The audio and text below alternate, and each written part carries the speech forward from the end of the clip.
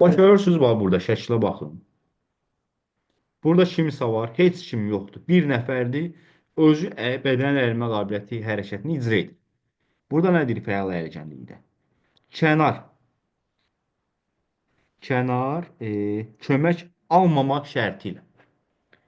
Kənar kömək müəllim də ola bilər, şagird də ola bilər, valideyn də ola bilər və s. Kənar kömək almamaq şərti ilə hərəkətin icrasına deyilir. Kənar kömək almamaq şərti ilə hərəkətin icrasına deyilir.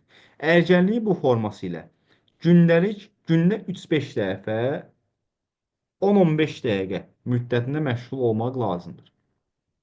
Fəal ərgənlikdə heç kim sənə kömək etmir, hərəkəti özün icra edirsən.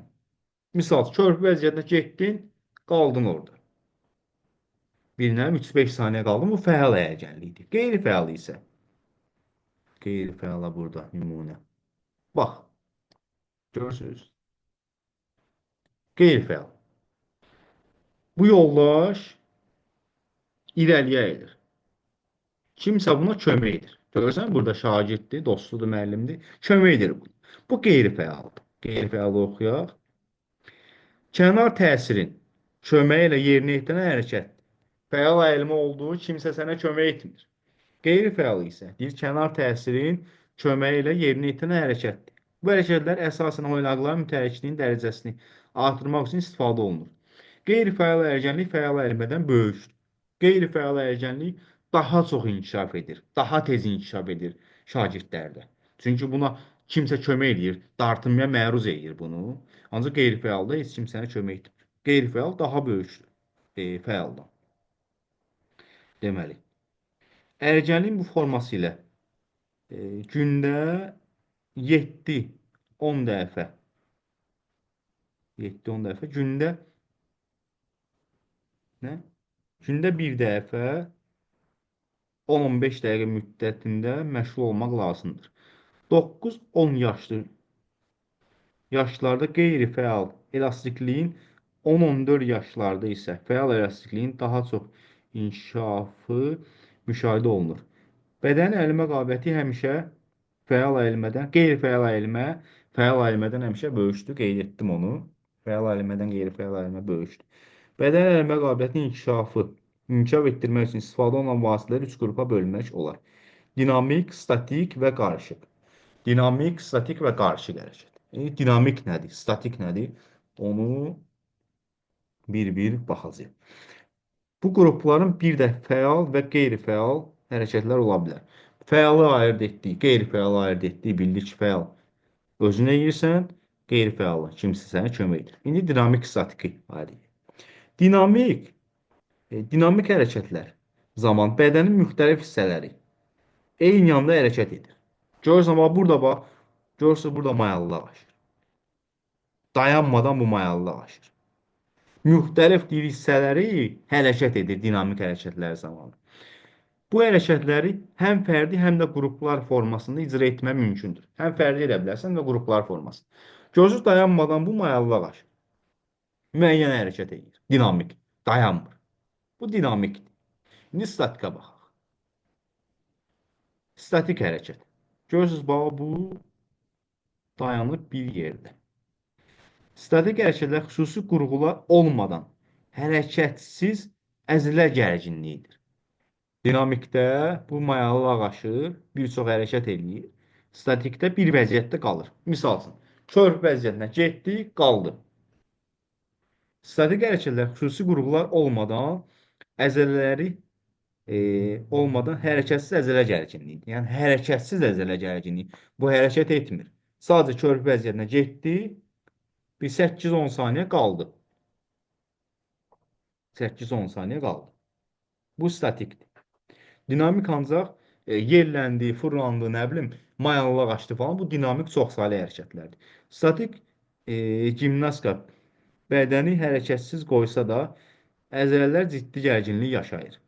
Deyir, statik bədəni deyir, hərəkətsiz qoysa da, əzələlər ciddi gərginlik yaşayır, deyir burada. Statik, sabit hərəkətsiz qalmaq deməkdir. Statik.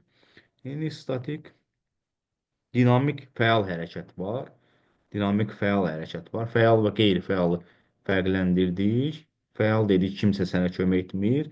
Qeyri-fəal kömək edir. Dinamik holaylanma, çoxsaylı holaylanma hərəkətləridir. Dinamik hərəkətlər. Deməli, dinamiklə fəalın qarışığına bax. Dinamiklə fəal necə ola bilər? Məşğul e, məşğul olan şəxs sərbəst olaraq bədəni və oynaqları ilə müxtəlif yaylı fırlanma, yellənmə hərəkətləri və s. maksimal amplitudanı icra edir. Kimsə sənə kömək etmir, plus dinamik hərəkətlər edirsən. Fırlanırsan, nə bilim, neyinirsən, atıb düşürsən. Bu dinamiklə fəalın qarışığıdır. Kimsə sənə kömək etmir, sadəcə olaraq hərəkəti tək özün edirsən, müxtəlif hərəkətlər edirsən. Bu dinamik fəal hərəkət oldu. İndi dinamik qeyri-fəala bax. Dinamik qeyri-fəal hərəkətimiz də var. Hərəkətlərlə məşğul olan şəxs kənar qüvvədən kömək alaraq ətraf mühitdən öz ağırlığından və dartma hərəkətlərdən maksimal istifadə edir. Qeyri-fəalda deyir, kimsə bizə kömək etməlidir, düz. Dinamikdə deyir, fırlanıb, yellənir, mayallıq aşmadır. Misal, dinamik hərəkət edirsən, mayallıq aşırsan, kimsə sənə kömək edir. Kimsə sənə kömək edir, mayallıq aşmağa. Bu oldu bizə dinamik, qeyri-fəal. Yəni kimsə kömək etdiyinə görə qeyri-fəal oldu bizdə. Dinamik, qeyri-fəal. Aydın oldu. Keçək indi statik hərəkətlərə. Statiki bildiyi nədir? Statik müxtəlif vəziyyətlərin maksimal amplitudasının saxlanılmasıdır statik. Yəni statik hərəkətsiz qalmaq deməkdir. Statik fəal hərəkətə baxaq. Fəal nədir? Özün edirsən hərəkəti. Statikdə müxtəlif vəziyyətin maksimal amplitudası saxlanılmasıdır. Statik deməli fəal hərəkət zamanı məşğul olan şəxs sərbəst olaraq bədənin və ya oynaqların lazım olan hissəsini maksimal amplitudasının son vəziyyətində 6-10 saniyə müddətində saxlayır. Kimsə sənə kömək etmir, özün misal körp vəziyyətinə getdin, 6-10 saniyə qaldın, bu oldu statik plus fəal. Yəni fəalda köməksiz vəziyyətdir. Statik qeyri-fəala bax. Statik nədir? Nə deməkdir? Müxtəlif vəziyyətlər, maksimal amplitudasının saxlanılması statik. Statik hərəkətlər zamanı deyir. Məşğul olan şəxs kənardan kömək etməklə bədənin və ya oynaqların lazım olan hissəsinin maksimal amplitudanın son vəziyyətini 6-10 saniyə saxlayır. Misal üçün, statik həmən vəziyyəti 6-10 saniyə saxlamaqdır. Plus kimsə sənə kömək edirsə, bu oldu statik plus qeyri-fəal.